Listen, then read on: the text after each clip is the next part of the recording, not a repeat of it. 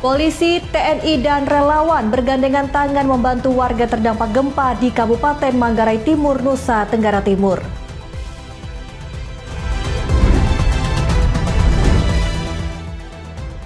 Ekuador mengirim 12 ton bantuan kemanusiaan ke Kolombia.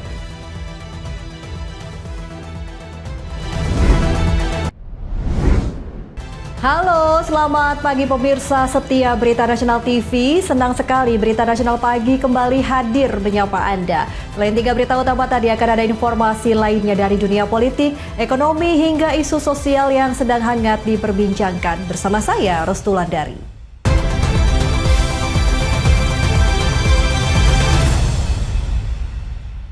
Berita pertama pemirsa, sehari bebas dari penjara, seorang residivis pencurian sepeda motor berinisial ES kembali beraksi di wilayah Kota Priuk, Kota Tangerang, Banten. Tersangka kembali ditangkap warga dan polisi setelah gagal melarikan diri dengan sepeda motor hasil curiannya.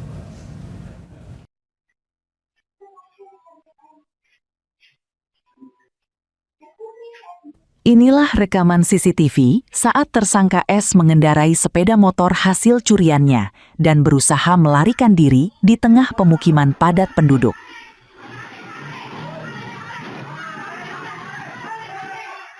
Namun, pelarian tersangka terhenti setelah menabrak sepeda motor milik warga hingga terjatuh. Tersangka kemudian berusaha melarikan diri dengan berjalan kaki, namun berhasil dikejar dan ditangkap warga. Warga sempat menghakimi tersangka, sebelum akhirnya diamankan polisi di salah satu rumah. Kericuhan kembali terjadi saat tersangka hendak dibawa menuju mobil Polsek Jatiuwung. Sejumlah warga berusaha menghakimi tersangka, namun berhasil dicegah aparat TNI dan polisi.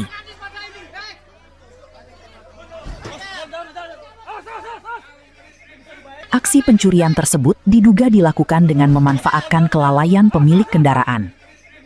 Sepeda motor milik korban diparkir di depan rumah dengan kunci kontak yang masih menempel. Ditemui Rabu sore, Kapolsek Jatiuwung Kompol Kresna Aji Perkasa membenarkan penangkapan tersangka S. Polisi menyebut, S baru keluar dari Lapas Pemuda Tangerang pada 17 Agustus 2026. Setelah menjalani hukuman 2,5 tahun atas kasus pencurian sepeda motor. Pada saat dia beraksi, dia ketahuan oleh warga dengan inisial ES. Jadi kami amankan ke Polsek, saat ini masih kami lakukan pendalaman.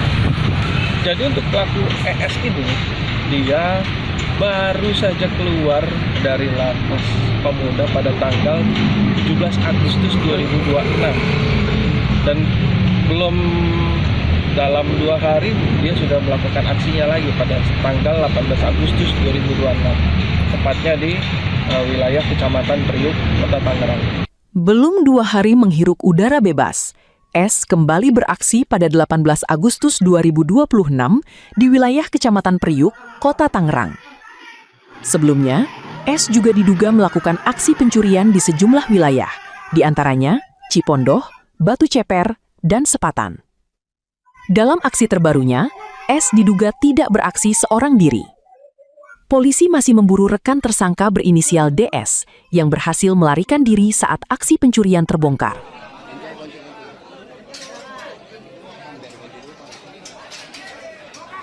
Polisi memastikan tersangka S akan kembali diproses secara hukum, meski baru saja menyelesaikan hukuman dalam kasus serupa.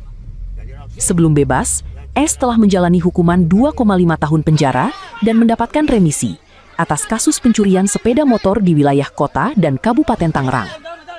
Kini, S kembali harus berurusan dengan hukum setelah diduga mengulangi aksi pencurian hanya sehari setelah bebas dari penjara. Dari Tangerang, Banten, Muji Platumairisa, Berita Nasional TV, melaporkan.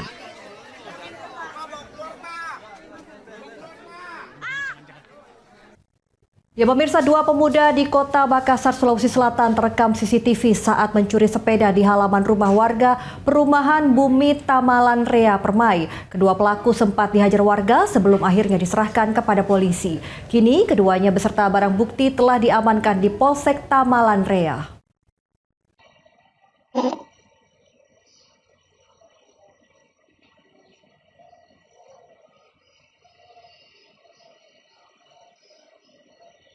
Inilah rekaman CCTV saat dua pemuda diduga mencuri sepeda di salah satu rumah warga, Perumahan Bumi Tamalanrea Permai, Kota Makassar. Dalam rekaman terlihat, salah satu pelaku masuk ke halaman rumah, lalu mengambil satu unit sepeda yang terparkir. Sementara, rekannya menunggu dan memantau situasi di luar rumah. Kedua pelaku sempat berhasil membawa kabur sepeda tersebut. Namun, aksi mereka diketahui warga hingga keduanya berhasil ditangkap. Petugas kepolisian yang menerima laporan langsung menuju lokasi untuk mengamankan kedua pelaku. Sebelum diserahkan kepada polisi, keduanya sempat menjadi bulan-bulanan warga yang emosi. Polisi kemudian mengamankan kedua tersangka beserta barang bukti satu unit sepeda untuk dibawa ke Polsek Tamalanrea. Kapolsek Tamalanrea, Kompol Mustari Alam, membenarkan penangkapan kedua tersangka beserta barang bukti. Keduanya kini menjalani proses hukum lebih lanjut di Mapolsek Tamalanrea. Kedua tersangka dijerat pasal 363 KUHP tentang pencurian dengan ancaman hukuman maksimal 7 tahun penjara. Pelaku ada 2 orang. Nah, dari 2 orang tersebut diketahui ada 1 orang yang diketahui oleh anggota, sehingga anggota melakukan dengan gerak cepat, maka ditangkaplah saudara HK. Dan dari pengembangan saudara HK dan selanjutnya dilakukan penangkapan lagi dari saudara Ade. Untuk barang buktinya, Bang? Barang bukti sudah diamankan, 1 sepeda dayung, sekarang sudah diamankan di Polsek Tamalanrea. Polisi mengimbau warga agar lebih waspada dalam menjaga barang berharga. Warga juga diminta segera melapor jika menemukan aktivitas mencurigakan di lingkungan sekitar. Dari Makassar, Sulawesi Selatan, Tim Liputan Berita Nasional TV melaporkan. Seorang pemuda tanpa busana mengamuk dan memukul sejumlah pengendara di Jalan Lenteng Agung Jagakarsa, Jakarta Selatan. Tak butuh waktu lama, polisi berhasil mengamankan pemuda berinisial J untuk menjalani pemeriksaan terkait aksi yang dilakukannya. Gila. Orang Allah Akbar. Orang Allah Akbar. Allah Akbar, orang itu pingsan, itu di bawahnya pingsan. Allah. Dari rekaman video amatir yang beredar di media sosial, terlihat seorang pemuda tanpa busana berada di tengah jalan.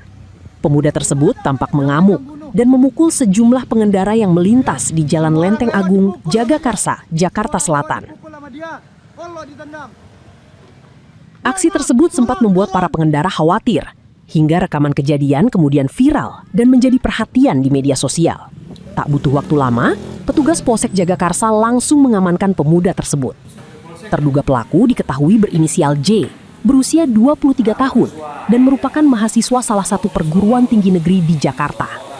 Kapolsek Jagakarsa, Kompol Nurma Dewi mengatakan, berdasarkan pemeriksaan sementara, J mengaku melakukan aksinya setelah mengonsumsi minuman keras di tempat kosnya.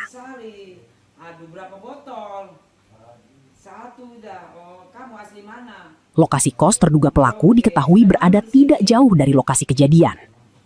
Polisi menyebut, dalam keterangan sementara, J mengaku baru pertama kali melakukan aksi serupa.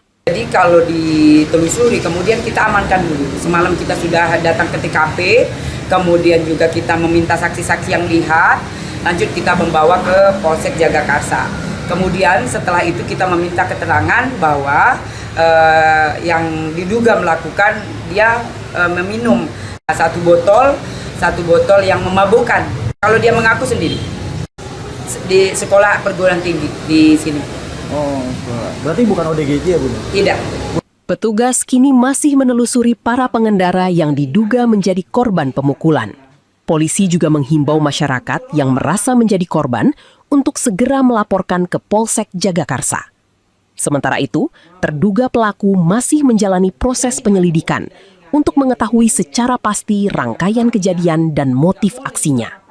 Kasus ini masih dalam penanganan Polsek Jagakarsa, sementara polisi masih menunggu laporan dari pihak yang merasa menjadi korban. Dari Jakarta, Tim Liputan Berita Nasional TV melaporkan. Petugas Damkar Jawilan Kabupaten Serang, Banten mengevakuasi seekor ular sanca batik sepanjang 4 meter dari kandang ternak warga. Ular tersebut diduga kerap memangsa ayam dan bebek milik warga. Saat dievakuasi, ular sempat menyerang petugas dan memuntahkan 2 ekor ayam dari dalam mulutnya.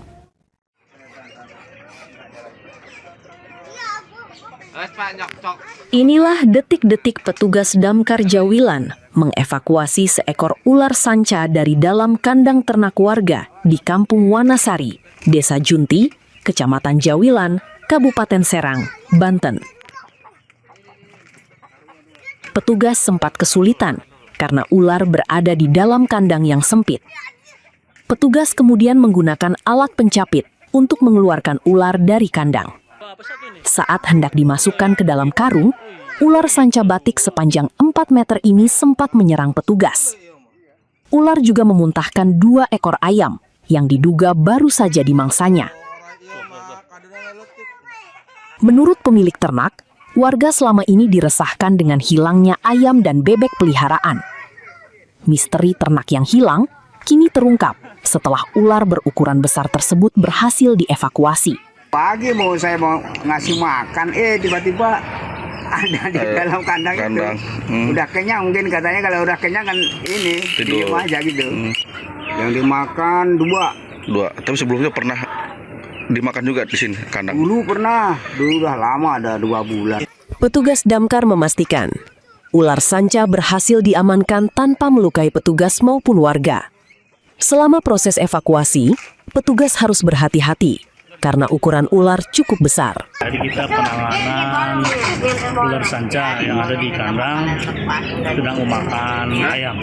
Berapa ekor yang dimakan? 2 ekor yang dimakan. Jadi ular apa? Ular sanca. Tadi sempat ada laporan keluarga ya, atau seperti apa? Kita menerima laporan itu jam tujuan ya. Dari Jawilan berangkat ke lokasi langsung melakukan penanganan.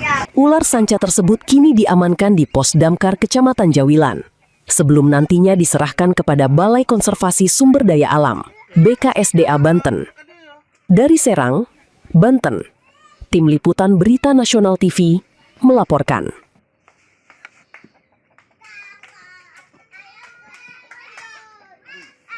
TNI Angkatan Darat bantu korban gempa di Nusa Tenggara Timur. Informasinya usai jeda, tetaplah bersama kami di Berita Nasional Pagi.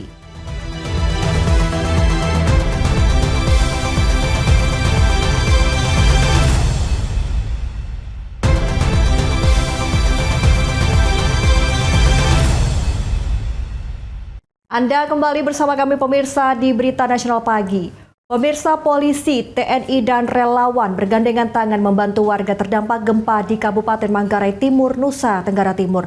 Mereka menyiapkan makanan dari dapur umum untuk memenuhi kebutuhan pangan warga yang mengungsi akibat gempa. Sejumlah relawan dan petugas darurat mendata warga terdampak korban gempa, memasak di dapur umum hingga membagikan makanan kepada para pengungsi. Polisi dan personil TNI membangun dapur lapangan menyiapkan makanan bagi warga mengungsi di wilayah Reok. Sekitar 1.524 pengungsi saat ini mendapatkan makanan dari dapur umum tersebut. Jumlah pengungsi berpotensi bertambah jika gempa susulan terjadi dan warga kembali mengungsi. Menu makanan bisa disajikan bergantung pada bantuan yang masuk. Mie instan, telur, dan bahan makanan lain yang mudah diolah menjadi bagian dari makanan yang dibagikan kepada pengungsi. Relawan menyebut dapur umum mendapatkan dukungan dari pemerintah, TNI, Polri, serta para donatur selama 4 hari. Namun kebutuhan logistik masih diperlukan terutama beras, minyak goreng, dan telur. Gempa bermagnitudo 7,7 mengguncang Pulau Flores pada Sabtu 15 Agustus 2026. Bencana ini memicu longsor dan peringatan tsunami. Hingga Rabu 19 Agustus 2026, 71 orang meninggal dunia, hampir 1.200 orang terluka, dan lebih dari 59.600 warga mengungsi. Sementara itu, lebih dari 11.900 rumah dan 1.100 bangunan publik dilaporkan mengalami kerusakan.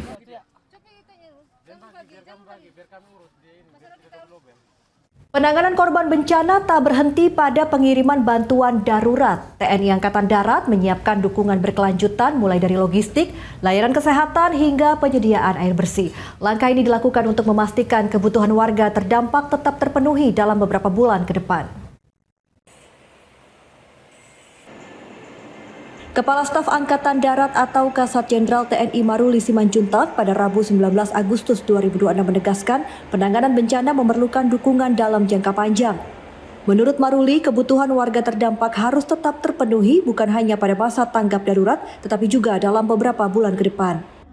Maruli menyebut TNI AD memberangkatkan kapal membawa berbagai kebutuhan bagi warga terdampak bencana.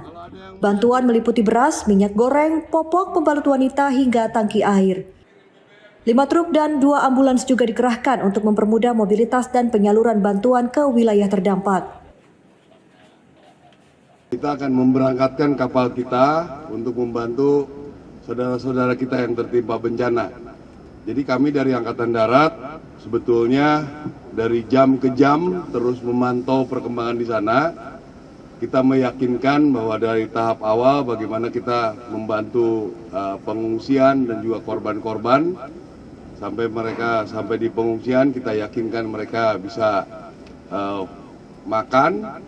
Selanjutnya kami terus mengadakan evaluasi dan hari ini kami sudah menyiapkan perkiraan perlengkapan apa yang diperlukan oleh saudara-saudara kita di sana.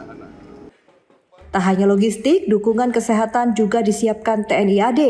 2 dokter dan 8 tenaga medis berada di kapal dilengkapi obat-obatan serta fasilitas kesehatan. Tenaga medis akan memberikan perawatan di kapal atau diterjunkan ke lapangan sesuai dengan kebutuhan warga. Kebutuhan air bersih juga menjadi perhatian. TNI AD menyiapkan langkah jangka panjang dengan memetakan lokasi yang membutuhkan sumur bor. Sumber air ditargetkan tidak hanya membantu pengungsi selama masa tanggap darurat, namun juga bisa dimanfaatkan secara berkelanjutan setelah bencana berakhir. Dari Jakarta, Natasha Alko, Anggada Agung, Berita Nasional TV. Ya, operasi penyelamatan korban gempa Flores memasuki hari kelima. Tim SAR memperkuat evakuasi medis menggunakan helikopter menjangkau warga terdampak yang sulit diakses melalui jalur darat.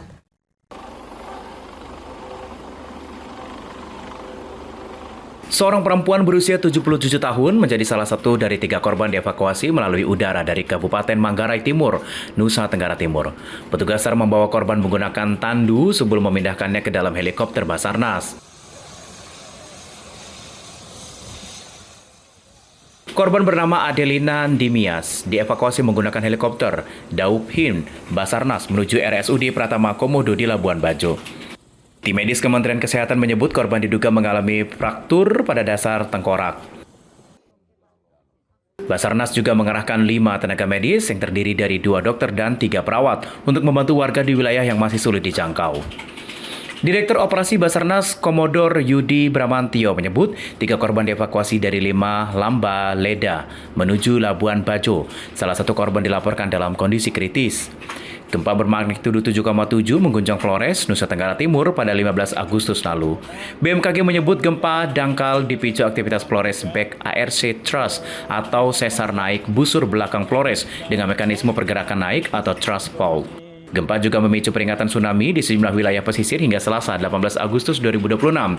BMKG mencatat 2.768 gempa susulan, termasuk 24 gempa dengan magnitudo di atas 5. BMKG menghimbau masyarakat tetap waspada terhadap kemungkinan gempa susulan bersamaan dengan operasi penyelamatan dan pemulihan.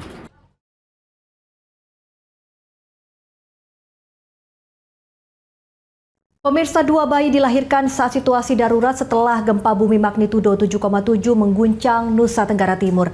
Tenaga medis di Rumah Sakit Airamo Nagekeo harus melakukan persalinan dengan peralatan terbatas di tengah gempa susulan dan pemadaman listrik. Keadaan genting sangat darurat. Puji Tuhan, teman-teman bidan sangat dokter tidak meninggalkan saya begitu saja. Proses persalinan dilakukan dalam kondisi darurat setelah bangunan Rumah Sakit Airamo mengalami kerusakan akibat gempa bumi pada Sabtu 15 Agustus 2026. Tenaga medis terpaksa memindahkan pelayanan ke tenda darurat di luar rumah sakit karena sejumlah peralatan medis telah rusak dan listrik padam. Dalam kondisi ini, 2 bayi berhasil dilahirkan. 1 bayi lahir secara normal, sementara bayi lain dilahirkan melalui operasi sesar darurat. Operasi sesar dilakukan terhadap Maria Florida Nogo Kellen, perempuan berusia 39 tahun saat gempa susulan masih terasa. Bayi dilahirkan melalui operasi sesar, lahir 2 bulan lebih awal dengan berat tubuh sekitar 1,3 kg. Bayi prematur ini diberi nama Gempita, terinspirasi dari kata gempa. Dokter dan bidan harus bekerja cepat karena posisi bayi sempat sungsang dan gempa susulan terus terjadi. Meski berada dalam kondisi serba terbatas, kedua bayi berhasil dilahirkan dengan selamat.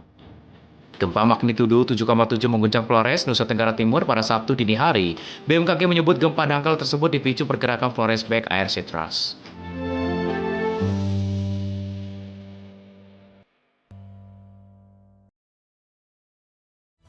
Ekuador kirim bantuan untuk korban gempa di Kolombia. Setelah jeda berikut ini, tetaplah bersama kami di Berita Nasional Pagi.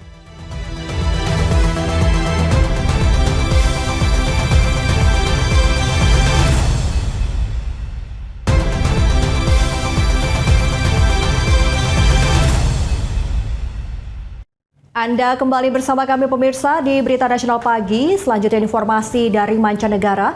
Ekuador mengirim 12 ton bantuan kemanusiaan ke Kolombia untuk membantu warga yang terdampak gempa bumi berkekuatan 7,4 magnitudo pada 10 Agustus lalu. Bantuan tersebut dikirim menuju kota Buenaventura, Departemen Valle del Cauca, dan akan didistribusikan kepada warga yang terdampak bencana.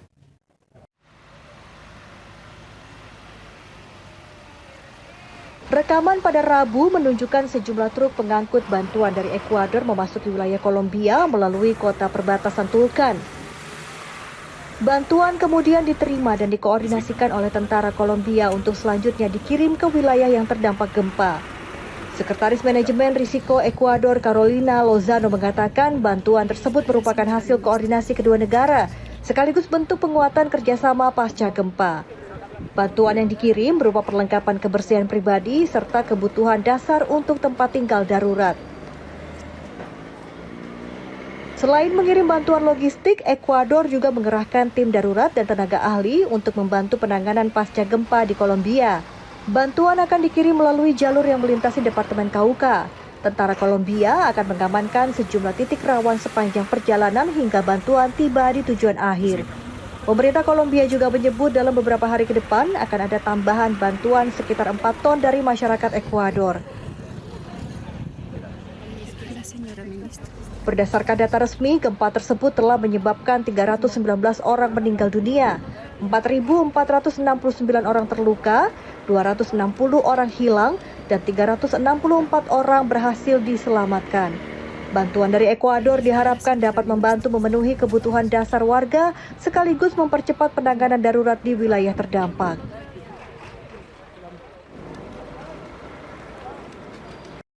Warga Tocopilla, Chile bagian utara mulai membersihkan rumah mereka setelah banjir lumpur menerjang pemukiman akibat hujan deras.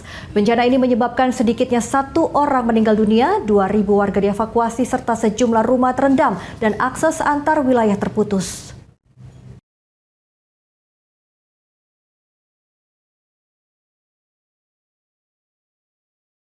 Rekaman pada Rabu memperlihatkan warga Tocopilla bergotong royong membersihkan lumpur dan sedimen yang memenuhi rumah mereka.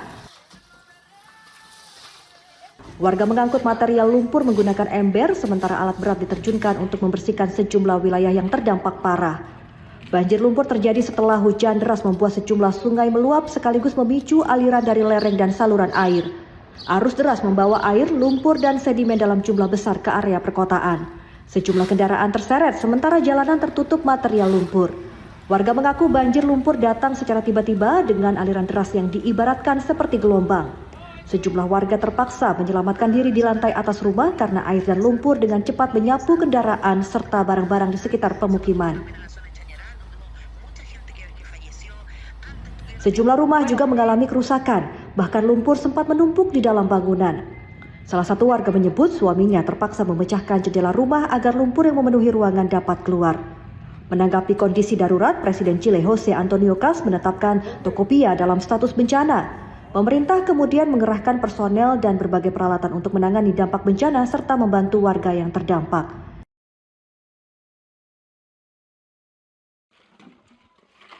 Sementara itu, Badan Nasional Pencegahan dan Respon Bencana Chile atau SENAPRED mempertahankan status siaga merah di seluruh wilayah Antofagasta. Status siaga akan terus diberlakukan selama kondisi cuaca dan potensi bencana masih mengancam. Hingga kini warga dan petugas terus melakukan pembersihan, sementara pemerintah memfokuskan penanganan darurat dan pemulihan akses di wilayah terdampak.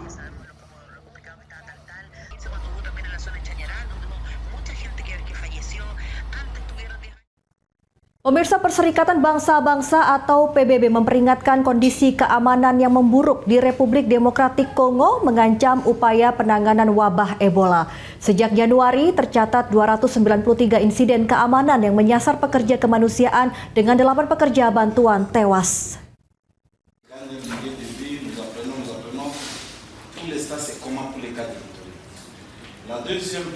Peringatan tersebut disampaikan kantor PBB untuk koordinasi urusan kemanusiaan atau OCHA saat memperingati Hari Kemanusiaan Sedunia di Bunia, Republik Demokratik Kongo. OCHA menyebut risiko terhadap pekerja bantuan dan tenaga kesehatan menjadi semakin serius, terutama di tengah upaya penanganan wabah Ebola. Sejak Januari, sebanyak 293 insiden keamanan yang berdampak pada pekerja kemanusiaan telah tercatat. 8 pekerja bantuan dilaporkan meninggal dunia. Hampir setengah insiden keamanan yang menyasar pekerja bantuan pada Juni dikaitkan dengan penanganan wabah Ebola. Kondisi tersebut dinilai tidak hanya membahayakan keselamatan petugas, tetapi juga menghambat upaya menjangkau masyarakat dan mengendalikan penyebaran virus. Koordinator senior Ebola PBB Julien Harneis menyerukan perlindungan bagi para petugas di garda terdepan. Mereka meliputi perawat, petugas kesehatan masyarakat, pengemudi ambulans, pegawai LSM dan PBB, serta personel pemerintah. PBB juga meminta agar fasilitas kesehatan, pusat perawatan Ebola dan rumah sakit turut dilindungi. Sebab kekerasan dan kondisi tidak aman di wilayah Timur Kongo telah membatasi akses petugas ke pusat perawatan Ebola dan masyarakat di sekitarnya. Pada Juli lalu, sejumlah mitra kemanusiaan bahkan sempat memindahkan petugas mereka ke Bunia setelah terjadi insiden yang melibatkan kelompok bersenjata di dekat pusat perawatan Ebola di Nyankunde, Provinsi Ituri. Republik Demokratik Kongo telah mengalami berulang kali wabah Ebola sejak virus tersebut pertama kali diidentifikasi di negara itu pada 1976. Hingga kini kondisi keamanan, perpindahan penduduk, dan terbatasnya akses layanan kesehatan masih menjadi tantangan besar dalam menghentikan penularan Ebola.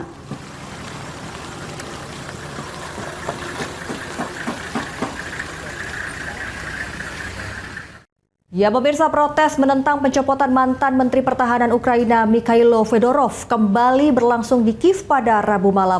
Aksi tersebut berlanjut setelah parlemen mengesahkan Yevgeny Kamara sebagai pengganti permanen Fedorov di tengah situasi politik dan isu korupsi yang kembali menyorot pemerintah Ukraina.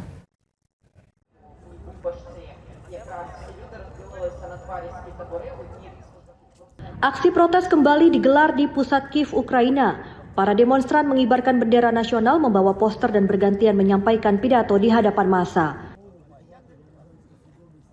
Sejumlah pengunjuk rasa mempertanyakan alasan Fedorov dicopot dari jabatan Menteri Pertahanan. Mereka menilai Fedorov justru dinilai berhasil menjalankan tugasnya selama menjabat. Para demonstran juga menilai pengangkatan Yevgeny Kamara tidak menjawab tuntutan mereka. Mereka khawatir menteri baru akan bersikap tergantung pada kekuasaan. Massa menyebut suara mereka selama ini tidak didengarkan pemerintah. Mereka menuntut pemerintah merespon aspirasi publik termasuk terkait pergantian Menteri Pertahanan. Yevgeny Kamara merupakan mantan pejabat senior Dinas Keamanan Ukraina atau SBU. Ia sempat menjabat sebagai pelaksana tugas kepala SBU sebelum kini mengambil alih portofolio pertahanan.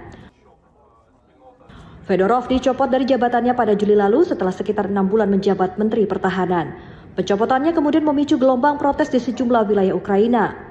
Selama menjabat, Fedorov dikreditkan mendorong pengembangan teknologi militer, drone, serta reformasi pengadaan alutsista. Ia juga sempat menuding pemerintah terkait masalah korupsi. Presiden Ukraina Volodymyr Zelensky sempat menawarkan Fedorov posisi wakil Perdana Menteri bidang inovasi militer. Namun tawaran tersebut ditolak Fedorov. Di tengah pergantian Menteri Pertahanan, otoritas anti korupsi Ukraina juga mengumumkan dakwaan terhadap seorang wakil kepala kantor Zelensky. Kasus tersebut terkait dugaan pencucian uang senilai $3 juta Amerika Serikat. Kondisi ini menambah tekanan terhadap pemerintah Ukraina yang saat ini masih menghadapi instabilitas politik dan tantangan besar di tengah konflik yang berlangsung.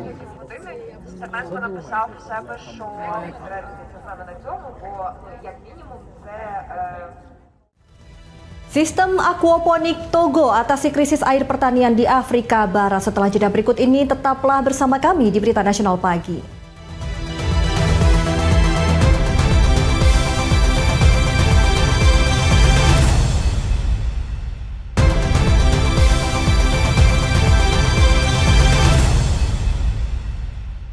Anda kembali bersama kami pemirsa di Berita Nasional Pagi. Pemirsa, sebuah proyek pertanian di Togo, Afrika Barat mengembangkan sistem aquaponik yang memungkinkan satu sumber air digunakan untuk memelihara ikan sekaligus menanam sayuran. Sistem ini mendaur ulang air secara terus-menerus sehingga dinilai dapat menjadi salah satu solusi menghadapi kelangkaan air yang semakin menekan sektor pertanian di Afrika. Di pusat Azodode Lome Togo, ikan dan sayuran dibudidayakan dalam satu sistem yang saling terhubung. Air dialirkan melalui jaringan pipa dari kolam ikan menuju area tanaman. Air dari kolam ikan dipompa menuju sistem penyaringan sebelum dialirkan ke tanaman. Akar tanaman kemudian membantu menjernihkan air sebelum air dikembalikan ke kolam ikan. Siklus tersebut memungkinkan air yang sama digunakan berulang kali sehingga limbah air dapat ditekan dan kebutuhan air baru menjadi lebih sedikit. Pengelola pusat Azodode, Stanislas Liguede, menyebut sistem aquaponik sebagai perpaduan antara budidaya ikan dan tanaman. Keduanya saling mendukung dalam satu siklus produksi. Pusat ini juga melatih anak muda Togo dengan memberikan pengalaman di berbagai tahap produksi. Mereka diberi kesempatan mempelajari setiap peran sebelum menentukan bidang yang akan dikembangkan. Menurut ahli aquaponik Moise Novide, ketersediaan air menjadi salah satu tantangan besar bagi pertanian di Afrika. Sistem aquaponik dinilai dapat membantu menciptakan pertanian yang lebih mandiri dalam penggunaan air. Meski bukan solusi tunggal untuk mengatasi ketahanan pangan, aquaponik dinilai dapat membantu memenuhi kebutuhan pangan di wilayah tertentu. Proyek ini dikembangkan saat Togo berupaya memperkuat ketahanan sektor pertanian terhadap perubahan iklim. Musim kering dan terbatasnya irigasi membuat petani semakin rentan terhadap perubahan pola hujan dan ketersediaan air. Pemirsa, peneliti di HO Technical University Ghana mengembangkan varietas baobab yang diklaim mampu berbuah hanya dalam waktu 27 bulan. Inovasi ini dinilai dapat mengubah baobab yang selama ini dikenal membutuhkan waktu puluhan tahun untuk berbuah menjadi tanaman komersial yang lebih menjanjikan.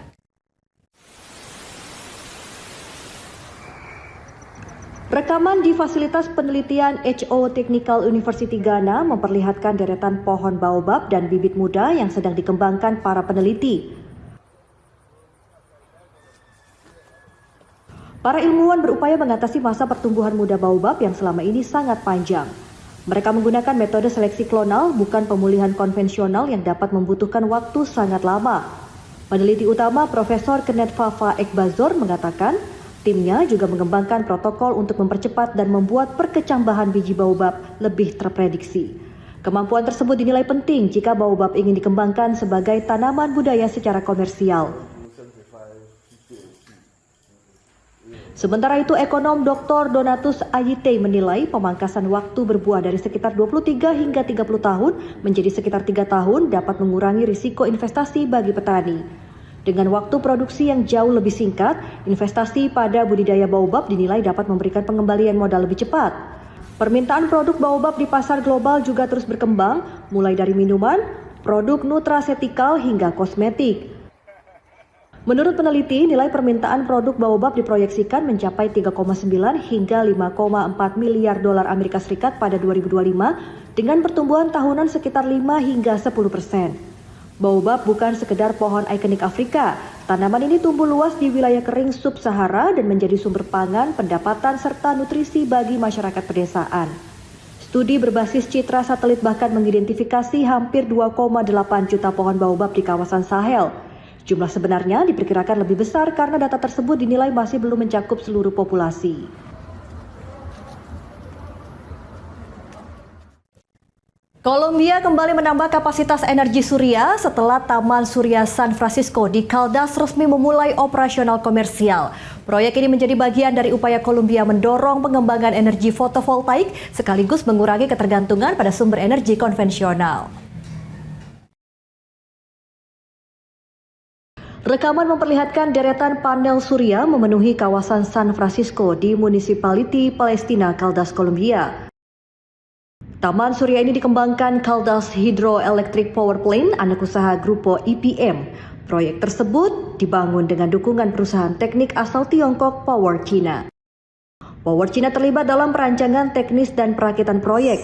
Kerjasama ini menjadi bagian dari pengembangan kapasitas energi surya skala besar di Kolombia. Jack menargetkan Taman Surya San Francisco da la Dorada dapat menyumbang sekitar 10 MW.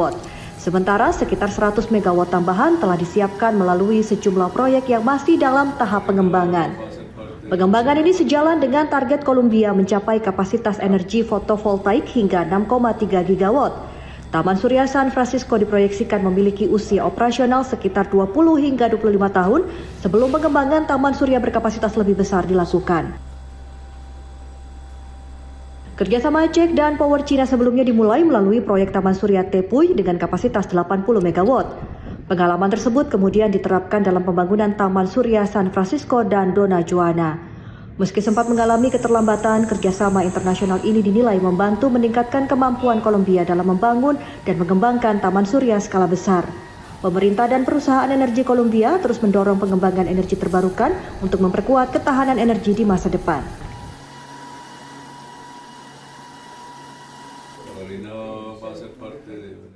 Presiden Republik Afrika Tengah Faustin Archange Touadera meresmikan tahap pertama pembangkit listrik tenaga surya Sakai 2 di dekat Bangui. Pembangkit yang didukung Uni Emirat Arab ini kini mulai menyalurkan listrik ke jaringan nasional dan diproyeksikan meningkatkan kapasitas pembangkitan listrik negara hingga 60%.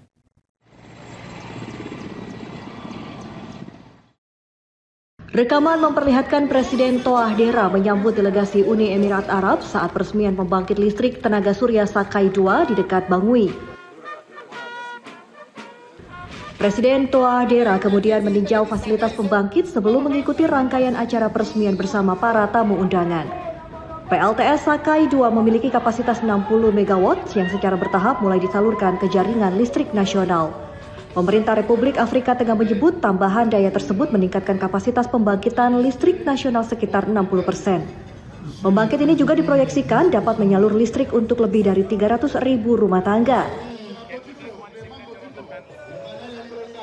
Proyek ini dibangun dalam waktu sekitar 10 bulan oleh Global South Utilities, perusahaan berbasis di Abu Dhabi. Selain menambah pasokan listrik, pembangkit tersebut diperkirakan dapat mengurangi emisi karbon lebih dari 50.000 ton setiap tahun. Presiden Touadera menyebut energi menjadi salah satu kunci dalam mendorong pembangunan. Tambahan pasokan listrik diharapkan dapat mendukung kegiatan usaha, memperkuat layanan publik, dan membuka peluang baru bagi masyarakat. Meski sudah mulai terhubung dengan jaringan nasional, penyaluran listrik dilakukan secara bertahap. Pada tahap awal, daya yang disalurkan diperkirakan baru sekitar 5 MW sebelum kapasitas terus ditingkatkan. Proyek yang didukung Uni Emirat Arab ini menjadi bagian dari upaya Republik Afrika Tengah memperluas akses listrik sekaligus mengatasi krisis dan kekurangan pasokan listrik yang selama ini terjadi. Informasi tadi sekaligus menutup perjumpaan kita di Berita Nasional Pagi kali ini. Saya Restulandari beserta kru yang bertugas pamit undur diri. Selamat pagi, selamat beraktivitas, dan sampai jumpa.